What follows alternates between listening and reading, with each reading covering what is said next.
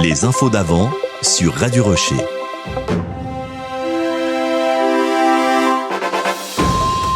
Mercredi 6 août, ce sont les infos d'avant. Bienvenue dans le studio de Radio Rocher.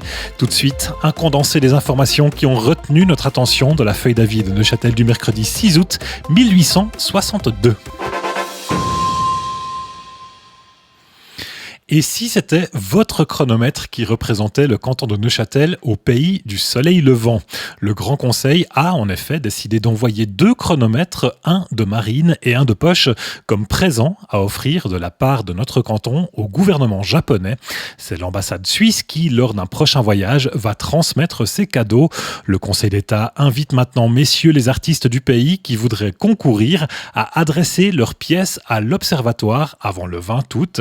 Les montres présentées doivent être de vrais chronomètres bien réglés, car à qualité égale, sous tous les autres rapports, c'est la plus grande régularité de marche sur un mois qui donnera la préférence.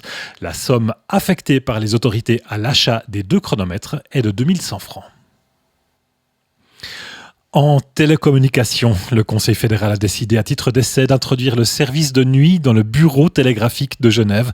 On prendra des mesures analogues pour les autres grandes stations de notre réseau. Et dans le Jura, on annonce que pendant le mois de juillet, il n'y a pas eu de détenus dans la prison de Laufont.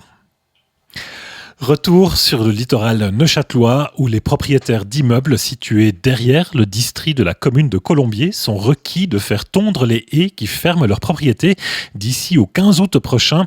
Passé ce terme, cette opération sera faite à leurs frais. La météo avec les frères Lorimier et leur grand assortiment de lits en fer forgé et sommier à ressort. Élégance et solidité sont garanties chez les frères Lorimier à Neuchâtel.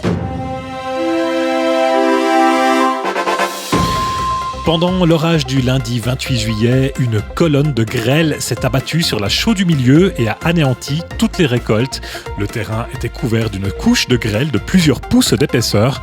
Et du côté de Zurich, un orage accompagné de grêle a sévi le 29 juillet avec force sur une partie du canton et y a causé des dommages considérables. Un train de chemin de fer venant d'Arreau a eu un grand nombre de vitres brisées par la grêle. C'était les infos d'avant sur Radio Rocher, avec les actualités du mercredi 6 août 1862, selon les titres et articles de la feuille d'avis de Neuchâtel. Les infos d'avant reviennent demain en audio et en vidéo sur Radio Rocher et sont disponibles sur notre chaîne Apple Podcast.